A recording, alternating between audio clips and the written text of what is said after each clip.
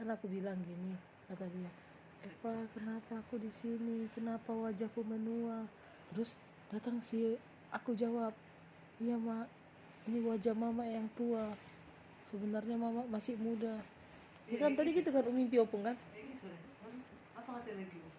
Terus dia bilang, Eva apakah aku masih memiliki kekasih, katanya. Ada mak, kekasih mama di simpang Jipur, gue bilang. Iya, begitu kan. Kenapa kata aku dengar mimpinya? Apa mah? Apa ya?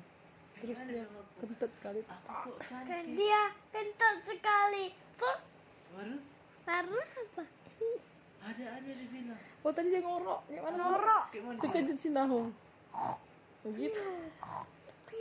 Gitu. Gimana coba kencang. Kayak gitu deh. Si Nahung bilang, suara apa itu mak? Katanya, aku takut ada bayangan. Nah gitu suaranya. Bilang apa itu? Siapa bilang Tapi gitu? kalau gini hantu. Masa dia tidur suruh orang diam? Opung kan? Dia yang berisik. Tidur. Dia yang berisik. Iya.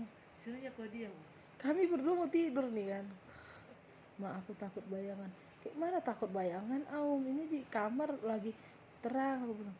Iya rupanya mak langsung gini. Shh. Kejut lah kami, suara apa itu? Terus tengok mulutnya.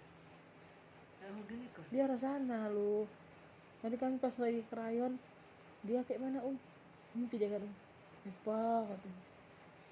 Nah, kami kelayon buku dari sana. Kami kelayan buku tadi. Mana bukunya? Beli baru kau. Enggak, buku lama dia yang nggak dikerja-kerjain. Belajar Dia warna. nggak tahu gambar star, katanya aku ajarin gambar star. Kayak twins kau belajar cepat tidur. Enggak di ini.